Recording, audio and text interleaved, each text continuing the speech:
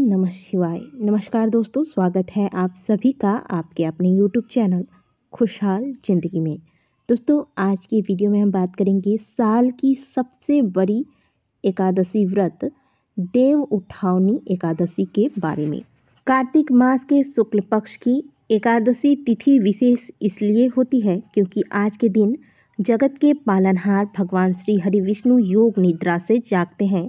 भगवान के जागते ही 4 महीने से जो भी मांगलिक कार्य रुके हुए थे वो सभी मांगलिक कार्य पुनः आरंभ हो जाते हैं। और फिर जैसे ही हरिशयनी एकादशी आती है, इस दिन प्रभु पुनः योग निद्रा में चले जाते हैं। और प्रभु के योग निद्रा में जाते ही जितने भी मांगलिक व शुभ कार्य हैं, जैसे कि विवाह, मुंडन संस्कार, जनेऊ संस्कार, गृह प्रवेश इत्यादि शुभ कार्यों में रोक लग जाती है। अगर सरल भाषा में आपको बताएं तो घर के जो मुखिया होते हैं वो अगर घर से कहीं बाहर चले जाएं, उनकी अनुपस्थिति में घर में कोई भी बड़ा अनुष्ठान नहीं होता है। ठीक इसी प्रकार भगवान श्री हरि विष्णु जगत के पालनहार हैं और उनके योग निद्रा में जाते ही सारे शुभ व मांगलिक कार्य रुक जाते हैं। और जब प्रभु देवोत्थानी एकादशी के दिन जागते हैं, इसके साथ ही सभी मांगलिक कार्य पुनः आरंभ हो जाते हैं। इसीलिए देव उठावनी एकादशी की महिमा इतनी अधिक बताई जाती है। वैसे तो पूरे साल भर में कुल मिलाकर 24 एकादशी होते हैं और जिस वर्ष अधिक मास रहता है उस वर्ष 24 की जगह 26 एकादशी व्रत के पालन किए जाते हैं। यदि आप पूरे साल भर एकादशी व्रत का पालन करते हैं तो यह बड़ा ही उत्तम माना जाता है। लेकिन यदि आप पूरे वर्ष भर एकादशी व्रत का पालन नहीं कर पाते हैं तो ऐसे में यदि देव उठावनी एकादशी व्रत का पालन आप सही विधि से कर लेते हैं तो ऐसे भक्तों को पूरे वर्ष भर किए गए एकादशी व्रत के समान पुण्य की प्राप्ति होती है। ऐसा इसलिए होता है क्योंकि यह व्रत कार्तिक के महीने में आता है और कार्तिक के महीने में किए गए किसी भी प्रकार के व्रत, पूजा पाठ, स्नान, दान इत्यादि का फल व्यक्ति को कई गुना अधिक प्राप्त होता है। क्योंकि कार्तिक का महीना सभी महीनों में सबसे श्रेष्ठ माना गया है और यह महीना भगवान श्री हरि विष्णु को समर्पित है। अब बात करते हैं एकादशी व्रत के नियमों के बारे में। साल में जितने भी एकादशी के व्रत होते हैं उन सभी एकादशी व्रतों में 3 दिनों तक कुछ विशेष नियमों के पालन किए जाते हैं। एकादशी व्रत का नियम दशमी के दिन से ही आरंभ हो जाता है। जैसे कि दशमी तिथि को बाल धोकर स्नान करना, सात्विक भोजन लेना, भोजन में मांस, मदिरा, प्याज, लहसुन, मसूर की दाल, बैगन, मूली इत्यादि का त्याग करना तथा ब्रह्मचर्य का पालन करना, रात को सोने से पहले भगवान श्री हरि विष्णु का स्मरण करते हुए सोना और फिर अगले दिन यानी कि एकादशी के दिन ब्रह्म मुहूर्त में, क्योंकि कार्तिक महीना है, कार्तिक महीने में ब्रह्म मुहूर्त में स्नान करने का विशेष महत्व होता है, तो आपको सूर्योदय से पहले जाग जाना चाहिए। घर की साफ सफाई करने के पश्चात स्नान के जल में थोड़ा सा गंगा जल मिलाकर हर हर गंगे या फिर ओम नमो भगवते वासुदेवाय या फिर हरे कृष्ण कृष्ण कृष्ण हरे हरे, हरे राम राम राम हरे हरे बोलते हुए स्नान करें। स्नान के पश्चात आप सबसे पहले सूर्य नारायण को अर्घ दें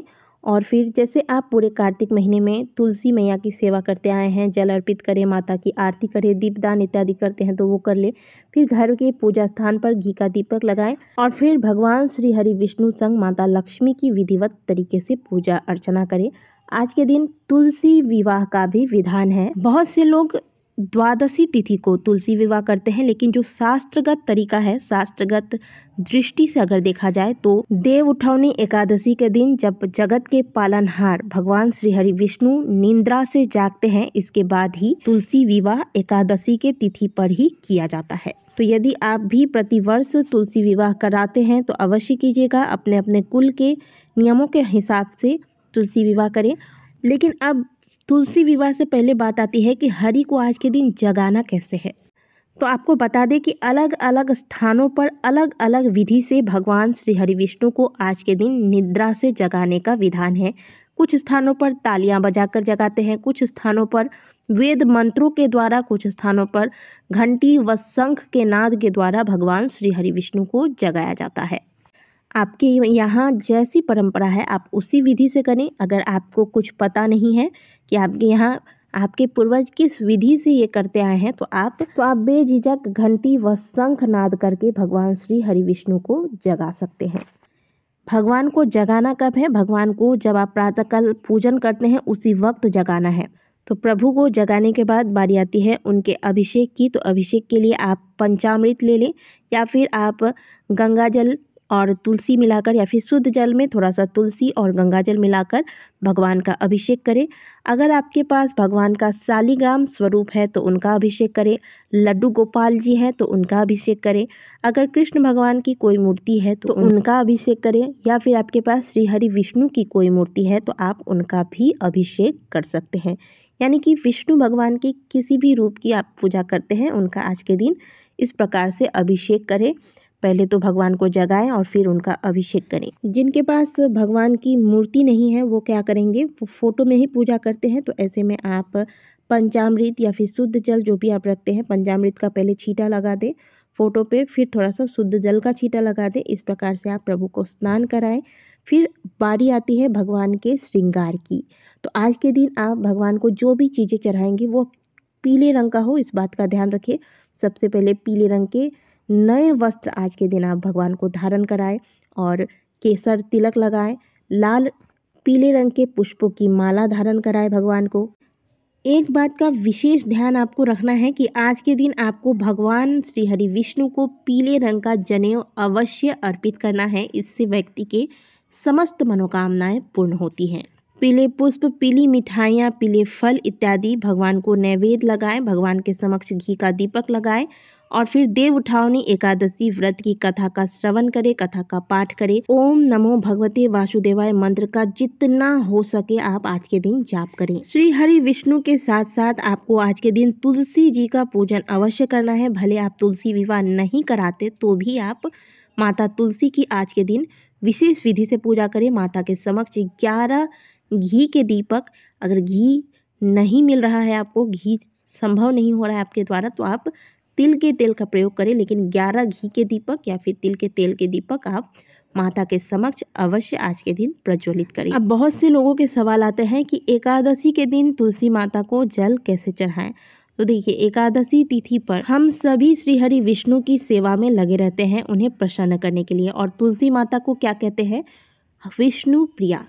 तो जब वो विष्णु प्रिया है तो जाहिर सी बात है कि माता तुलसी भी आज के दिन भगवान विष्णु के ध्यान में मग्न रहती है, उनकी साधना करती हैं। ऐसे में जब कोई भक्त उनके ऊपर जल अर्पित करता है तो उनकी साधना में विघ्न आता है। इसीलिए आज के दिन तुलसी मैया को जल अर्पित ना करें, उनके समक्ष आप दीप दान करें, सुगंधित धूप दीप उन्हें दिखाएं। और फिर अगर आप तुलसी विवाह करते हैं तो तुलसी विवाह करवाएं। भगवान शालिग्राम का अगर आपके पास स्वरूप है तो तुलसी जी के सामने आप शालिग्राम रखकर फिर आप पूजन कर सकते हैं, जल भी चढ़ा सकते हैं। इसमें किसी प्रकार का दोष नहीं लगता। बात करें तुलसी विवाह की तो ये दिन ही तुलसी मैया का है, तुलसी विवाह का दिन है। तो आप तुलसी विवाह बेझिझक कर सकते हैं। इसमें किसी प्रकार की आपको संशय मन में पालने की आवश्यकता नहीं है। साल 2022 में कार्तिक मास के शुक्ल पक्ष की एकादशी तिथि का प्रारंभ 3 नवंबर गुरुवार शाम 7:30 पर हो रहा है और कार्तिक मास के शुक्ल पक्ष की एकादशी तिथि का समापन 4 नवंबर शुक्रवार शाम 6:08 पर हो जाएगी।